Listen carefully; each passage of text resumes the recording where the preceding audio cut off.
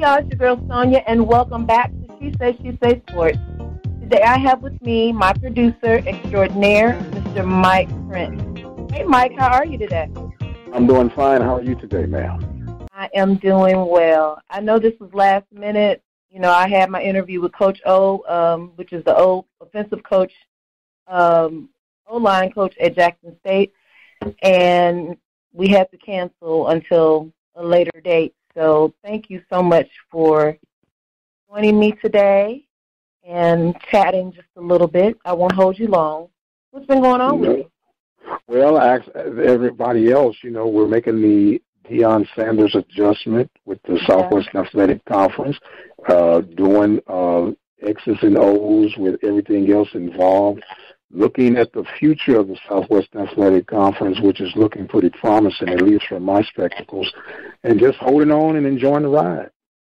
I actually totally agree with you. I was going to ask you, I actually asked Casey Terrio last week this question, and I'm going to ask you, what does this hire do for not only JSU but for the SWAC? Well, what it does for the SWAC, not that there was a need to it, but it brings an extra attention or an extra eyeball or two over. And what people have to say, when you say it, you have to be respectful of JSU, and you have to be conscious of Deion Sanders as well as the conference. The conference is 100 years strong, okay? So it's not like the conscience of the conference was just oblivious to the rest of the world. But when you land a figure, or let me say an iconic figure such as a Deion Sanders, it does not help but illuminate that which those have been in the midst of the SWAC has always known. So it's a win-win in that branch. What it does, it brings what I'm hoping to be some potential lucrative partnerships, however long that would be. But more than anything, it's going and should be a direct impact for JSU as far as growth, recruiting, and even personal partnerships that could be beneficial for Tiger Nation down the road. Absolutely. Totally agree. Speaking of, you mentioned partnerships and sponsors. Merchandisers. It's interesting to me. Big sporting goods in the Mississippi area has never had any Jackson State paraphernalia in the stores ever. It's just been, Mississippi State, Ole Miss, and that's pretty much it. Or, they'll go to, like other outside schools, LSU, big SEC schools. Mm-hmm. Well, now, lo and behold, they have Jackson State front and center. It's interesting to me, and I'm like, wow, I'm excited about it, but why did it have to take, Deion to make this happen? Why? Just, it's amazing to me, but everybody is going to try to become lucrative off this deal that we're experiencing also in Mississippi, which is good for Mississippi also, but you know what I mean. I just don't. Well, it's good for Mississippi. It's good for JSU because hopefully Dick's is going to be selling licensed merchandise, which means that it has to go through the protocols so you can get your percentage. And it's just, you strike the iron while it's hot. And you made mention of Dick's Sporting Goods. The conference just made an announcement this week about partnering with Academy Sporting Goods, which is a Houston-based company that it should be a lucrative deal, and I'm hoping that it sells all SWAC partnership institutions of paraphernalia. I'm not real familiar with the footprint of Academy as far as Florida. I know they have a couple in Louisiana. Not sure about Mississippi. You have them in Mississippi as well? Mm-hmm. Okay. Well, see, and those are good deals, and like I said, I'm very excited about the future of this conference. But what Deion does, and it's a win-win, and then it depends on who you ask and how people receive stuff. It's a win-win for everyone involved because Dion, let's be honest, needed a place to land. And JSU, when you look at the logistics and the atmosphere of the Southwestern Athletic Conference schools, JSU would be a good fit. It's in the capital. It's close to a pretty strong media source. We know Dion is not ashamed of the cameras and the microphone, and so when you look at it, it's a good fit. Now, what I would draw caution to the wind on is how long he'll be there, and we know that, as I mentioned earlier, you strike the iron while it's hot, maximize what you can get out of it for whenever the partnership dissolves, whether it's dissolving in good terms or dissolving in bad terms, that there'll be some residue left behind that JSU can still feed off of.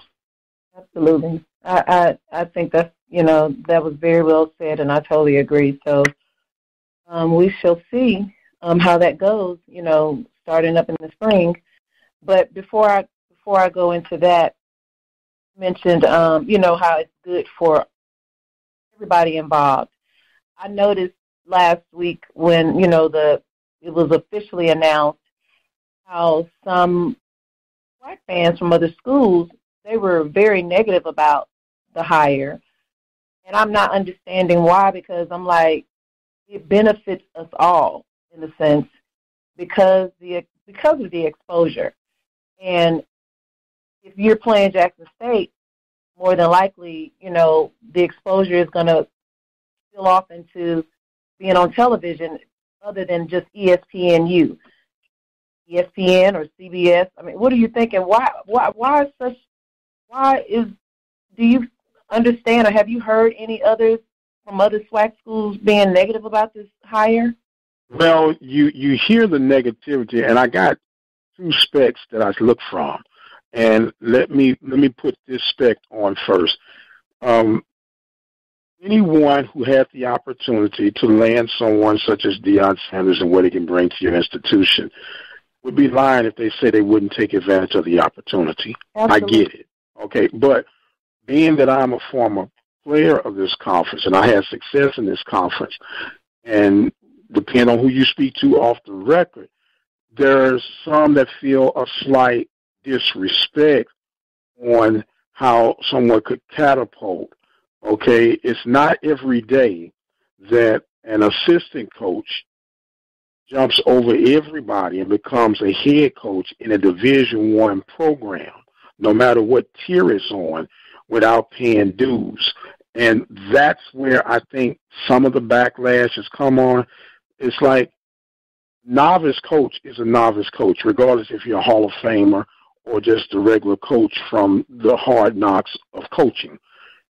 You don't want to get caught up in the cutting your teeth syndrome at an institution such as a Jackson State, Southern University, FAMU, Tennessee State, and even Grambling State, because those are institutions that have a very strong, proud history, and just as quick as they will embrace you, they'll be ready to toss you out if it's not, taking care of business. Let's be honest. Now, you guys fired a guy who took you to back-to-back SWAC championships because he didn't win the thing.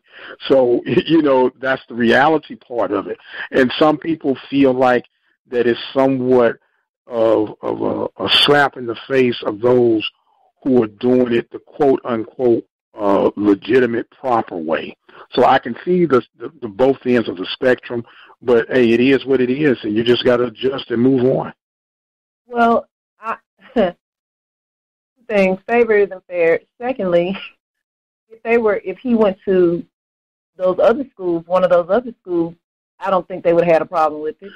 Well, that's what I'm saying. With open arms, just like we did. So I totally get what you're saying, and I understand totally, because sometimes it is like, that's just like, I use, for example, how I noticed, like, I've heard actors say they hate when comedians or singers start becoming actors, because it's like, you didn't even work. I went to Berkeley, or I went to school to do this, and Juilliard, and here you come in telling jokes off a stage and becoming an actor. I get it. They feel like they hadn't paid their dues. He has been a coach. No, he has not been a coach at a college. And, I mean, but you have to get your experience sometime. So, I mean, I'm hearing other negative stuff. It's just not about that. It's just the fact. And I think it's just because, you know, fans, SWAC fans, we're pretty rough with each other. We talk noise, and a lot of it has to do with that. You know, you're still not going to win. It doesn't matter, that type of crap. But, again, it's beneficial to us all, and I don't understand why everybody does not see that. So. Well, like I said, depends on, it's a half a dozen in one hand, six in the other, right? You are direct, and I think it goes back to even Deion, the player, okay? Either you were all in for prime time or you were suspect for prime time. And when you track his career, very athletic, very fast, but when you look at his highlight career, it was him returning punts or him covering someone. You don't have a Deion Sanders greatest hits reel like you would an Aeneas Williams or a Ronnie Lott or someone like that. So some of the football purists say, oh, Deion was an absolute talent, but he wasn't going to tackle nobody. You get what I'm saying? And so when either you were a big fan, and let's look at the teams that he played for, the Atlanta Falcons, the Dallas Cowboys, the San Francisco 49ers, and when people track Deion as the player, they say, well, what did he do in Atlanta? He was the cover guy. He was the number one corner. They didn't win anything in Atlanta. He goes to San Francisco, he wins, but they already had a system, and he was a missing piece to help them. They were accustomed to winning. The Cowboys, when he joined the Cowboys, they were already winning. So some people say, well, what has he literally built? You know, so, football purists look at things from a totally different perception than what other people look at. And so I think that's part of the mix too. And then when the people I've heard about, well, he came in, like with a parade. They said, well, the dude hadn't even won a game yet. You're having parades, and not to cut you off, but just like LeBron James hadn't played an NBA game, but he had a $90 million signing deal. So he hadn't played a game, and it's like, so you're just, and then that's just Jackson State. That's just how we are. We're kind of like, it's kind of out there, just like he is. I think it's like a perfect marriage. We fit each other. And also, I stated to that earlier. Also, a lot of people don't know this, but that's his Coming to America is his favorite movie, and that's one of the reasons why it was like that. But go ahead. No, I'm you know what? Like, I don't have a dog in the fight. So to me, welcome to the conference. Hope you do well, except for when you play the Panthers. So that's the way I look at it. We definitely gonna spank y'all behind. But go ahead. Okay, we gonna keep this friendly and cordial now. So don't be taking no personal shots at my Panthers now. But so when you look at it, and one of the most unique and inspirational introductions to an institution, he literally took the people to church. And even when we replayed his introduction, I had a good time of adding some organ music underneath him while he was doing it. And that was not really trying to be funny. It was really a revival. And I'm on record for saying it was a necessary revival for Deion. It was a necessary revival for JSU. So you get it, and it's off and running. Been making his media tour, been doing all the right things, and you give credit to athletic director Ashley Robinson, because his job was to hire someone who's going to bring an interest to JSU, and you're seeing the results of that. But then when the residue has settled, still going to have to put the X's and O's together. You're going to have to go out there and win games. This is still a team that's coming off a 4-8 record from the prior season. So you're still going to have to get out there and produce wins. The question is, does Deion have enough juice to turn a 4-8 team to a 6-5 team, 7-4 team? So those are things that the jury is still out on, and I think deservedly so. And I don't think that's a form of hating. That's just a form of, let's see what's going to happen. Okay, right. You're winning the display. It's just like, you ever ordered something out of a catalog? I'm dating myself when I say a catalog, or you order something offline and it looks one way, but then when you get the item in person, it's nothing like what you imagined it was going to be. And that's kind of what this situation is like. And I think, in all fairness, JSU is going to have to not be so sensitive, because this is part of what you're going to get when you bring a big personality such as a Deion Sanders to your institution. Mm-hmm. He has become the face of JSU. People don't know who the president is of the university, but they know who Deion Sanders is. Who's the athletic director again? But it don't matter. You got Deion Sanders.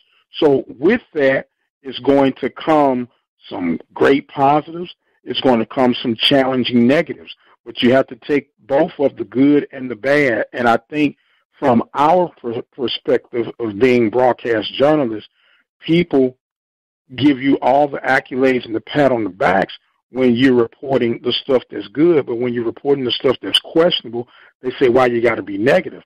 As broadcast journalists, it is our responsibility to keep balance. And we have to bring the good and the bad, the rights and the indifferences, to help paint the whole picture. And that's what we have to remain focused on. Regardless of who it is we're interviewing, we cannot become the fans. We become the interviewer to help tell their stories so the rest of the fans can get a glimpse of the person that they're admiring. Amen, Pastor. I got the collection plate coming around. You ready? I see. The doors of the church are open.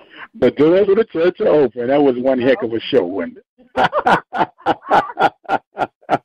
Yeah, and you're absolutely right. So, yeah, we would definitely, as a whole, have to get tough skin, and we really have tough skin, because we've not had a winning season for some years now. So we've had to be tough. So. You heard me, 7 years it's been. You know what? I know how long it's been. Mind your business, sir. But I will say this, and you and I had this conversation. All I said was, because I like Deion. I've always liked him as a player.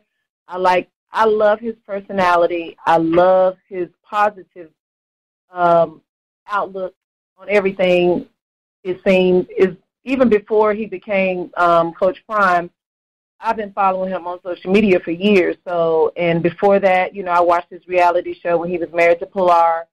So I'm a fan. I am a fan of his. However, I just want to win.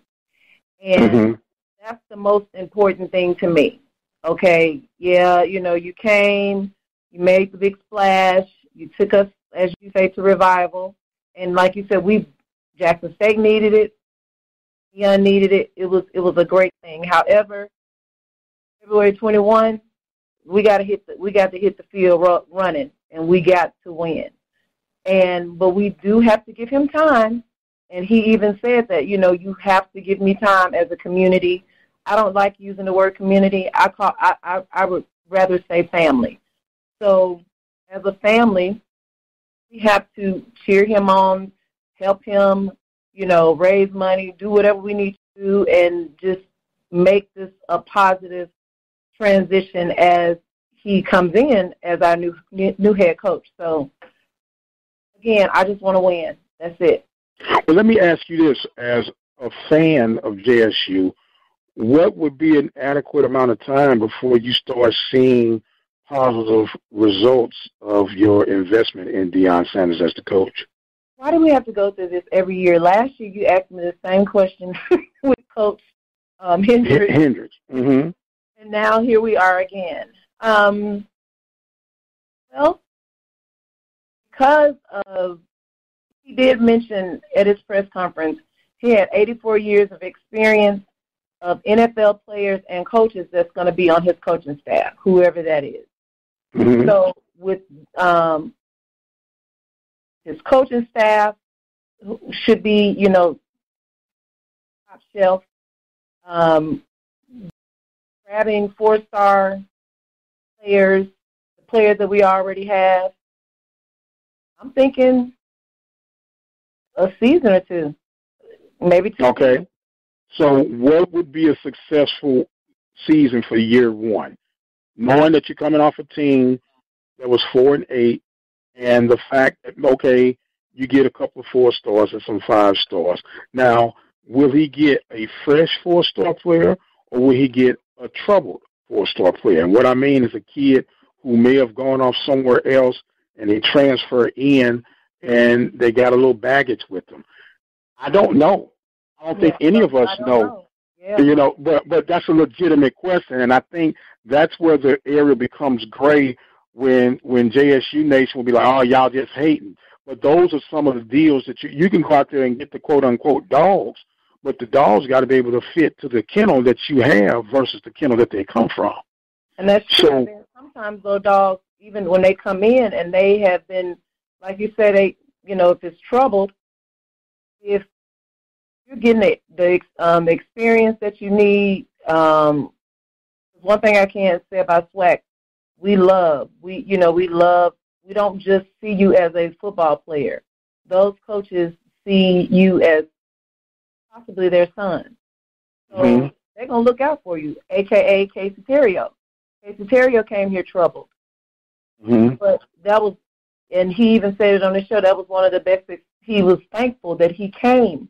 And Jackson State gave him the opportunity. So if you're willing to accept the opportunity and accept the help and the nurturing from these coaches, then, yeah, it could be a win-win situation for the player as well as the team.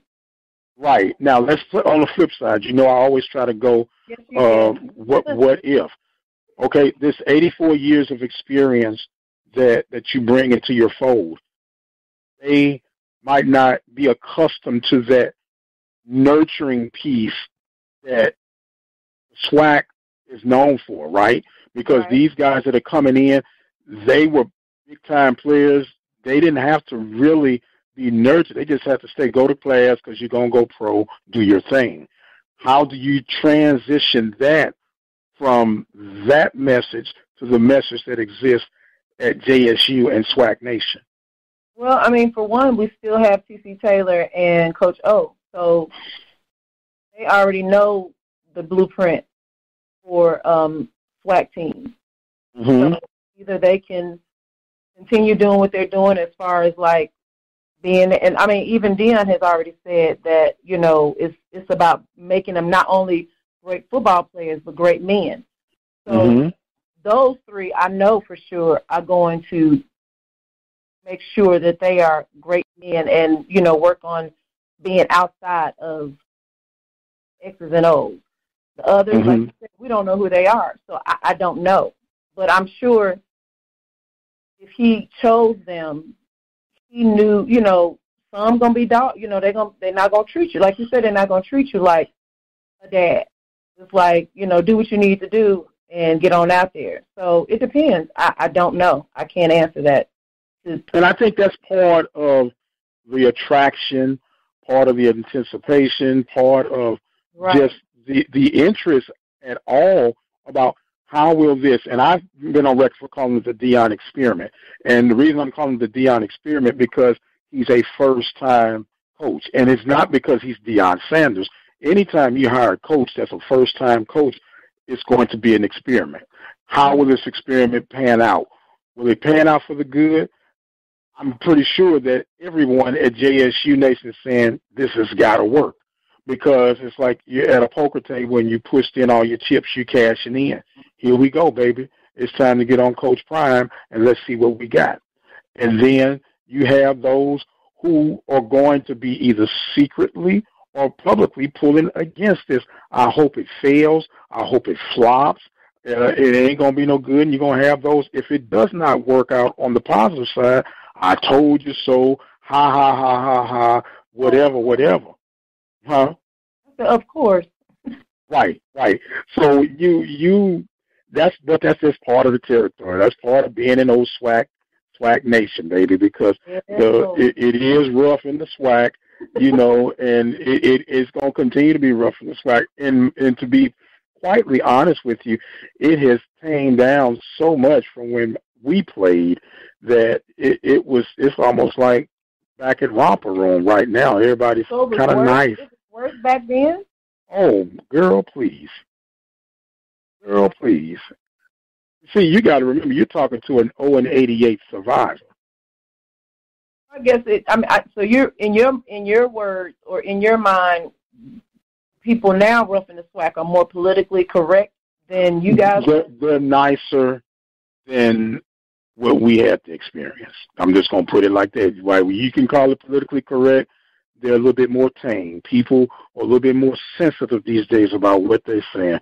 They talk about your mama and your mama's mama and your mama's mama's mama when I was coming up. And if you couldn't take it, guess what? It was showing in your performance on that field. Wow. Yeah. So it's a totally different era. And I think what we have is a blend of that old and a blend of that new generation that is still trying to learn each other, because I could recall being at a baseball game and I was heckling the opposite team. Matter of fact, it was Arkansas Pine Bluff. They actually asked me to pipe it down. I was going to have to leave. I was like, what happened to support your team? You know what I'm saying? And just it wasn't anything vulgar or bad language or anything. It's just riding the play. Sir, I said, man, I paid my money just like everybody else paid my money. And if I want to have a good time supporting my team, y'all can't stop me. Matter of fact, the coach, and he said, Prince, just do us. He said, don't say nothing to him. I'm like, wow. Okay, when did that change? I missed that memo. Yeah, it's definitely different. Yeah, it's definitely different. We are civilized now. You think? Did you watch or hear about the debate last night? We're far from civilized. Yes, ma'am. But we're going to talk sports today. I know. Civilized. That was the first Look, so they're natural behinds. Oh my gosh. Natural behinds, and I'm gonna jump in and jump right out. The rest of the world is looking and say, and these are the top two candidates to want to lead our country. Wow. That's something to think about. If there were two African American men behaving that way in front of the entire nation, the entire world. Well, in the entire world, there would have been all kinds of things saying that neither one of them was fit to lead an ant trail, and you cannot, be serious about this is who we have. This is the best that we have to offer to represent us, but that's a whole different deal. I'd rather talk about JSU and Dion. You know what? Don't make it seem like he said, I'd rather. You know what? Okay, Mike. I'm just saying, on air, I'm gonna be good. I'm gonna be good. Okay, please be good. Please be good, because I come in peace. That's what you always say. I come in peace. You know what? I got a rough job because people, they ask me because they know I try to be as straight to the point and transparent as possible. Right. And they know that I'm going to be authentic with them. Then they cringe when they hear what I have to say. Yeah, I shoot from the hip too, and people don't like it. Right, but it's out of love. It's out of love. It's out of total love, and there's no disrespect intended. Because I would hope that if I ate an onion sandwich and I'm about to do an interview, and I got these onions coming off my breath, that you would be kind enough to say, "Hey, bro, you're humming, and you need a mint, some double mint. You need both of them, or something, or just cancel this interview. Don't just have me out there, and then the man or woman is crying because my breath is killing them, and you didn't want to say nothing because you didn't want to hurt my feelings. I hurt my feelings. I'll get over the hurt feelings, and so in being a journalist, and that's I think what a lot of us have to understand the balancing act. Being a journalist, whether you're for the home team or the opposing team, the journalist's job is to stick to the facts. Stick to the facts, let the facts represent themselves, and let other people develop their opinions, their conversation. When you stick to the facts and other people get to speaking, a good journalist, he's going to take the blows because they'll say, Mike Prince said it, and Mike Prince ain't said nothing. Mike Prince is just echoing what the other people have said in the whispering section. So it is what it is, and you just have to be a big boy, big girl to take it and deal with it. It still don't stop the train from moving, baby, and the train's going to move with or without you. That's true. Speaking of train, tonight, Miami Laker train starts tonight. What train you on? Who you going for? I don't know if you even know this. I really do not even care about the NBA. I don't deal with the NBA at all. But if I had to, but who do you think? I mean, have you been following a little bit? Oh, I follow it because just because I don't track the NBA, don't mean I don't keep up with it. I am still a guy that's involved in athletics from the rooter to the tutor, so I have to know what's going on. But they could shut it down tonight, and I'm like, okay, what's on TV? Oh yeah, I don't have a problem with that. Don't do that. I'm an I know people have had their fix, and it's been good, to help people get through these challenging times that we've been in. The obvious choice, of course, would be the Los Angeles Lakers, but I'm one that always pull for the underdog. A lot of people don't know I've had the opportunity to deal with Jimmy Butler when he was a high school student at Tomball High School, and I was an administrator there. So I know him. A dynamic story with the young man. So you kind of pull for Butler and company as the underdogs. Well, I'm going for the Heat because I'm not a Lakers fan, and I'm actually, go Bulls, but they didn't even make it. The Bulls are nowhere in this picture. We're not back in 95, 96. Let's come forward. Whatever. Still Bulls.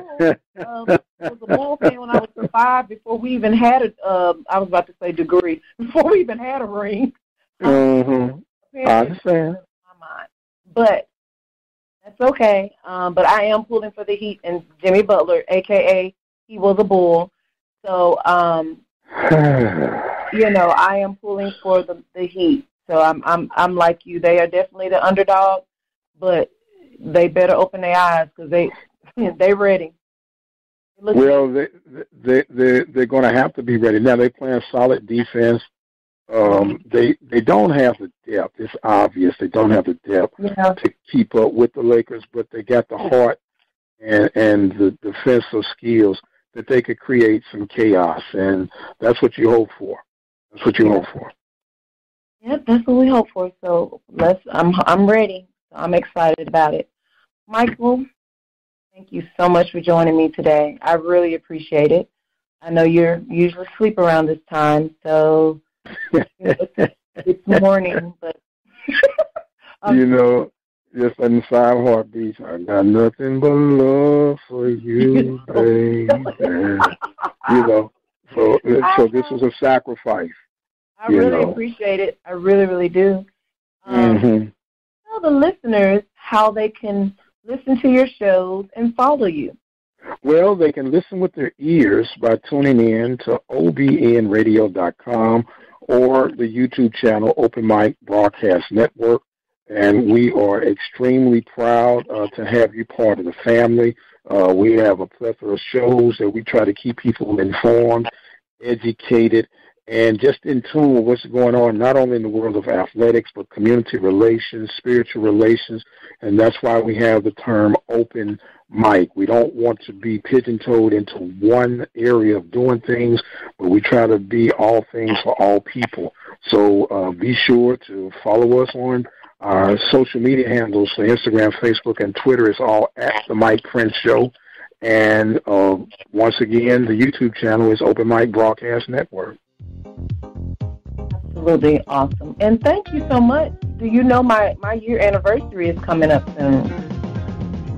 Been dealing with you that long? Well, no, actually, you've been dealing with me for 2 years. 2 years, but you just went live. Yeah, went live a year. A year, yeah. In what is this? September? So, yeah, November. Wow. Special. We're gonna have to do something special. We're gonna have to cut an album. Did you say no? Did you say no? We're not gonna cut an album. No, I'm talking about. No, I've really been thinking about this. I want, like you, me, Carlos, DJ. So I want the whole open mic family. I don't know the other guy that well. Lee Hall. Yeah, Lee. But I want us to do something. I'll get with you about it. I've been thinking about it a lot. Okay, you do the thinking, and we'll do the gathering. Awesome. And guys, you can follow me on Facebook, She Say Sports. Instagram, She Say Sports 23. And that's my show for today. So until next time, this is Sonja with She Say Sports. And I will see you on the radio.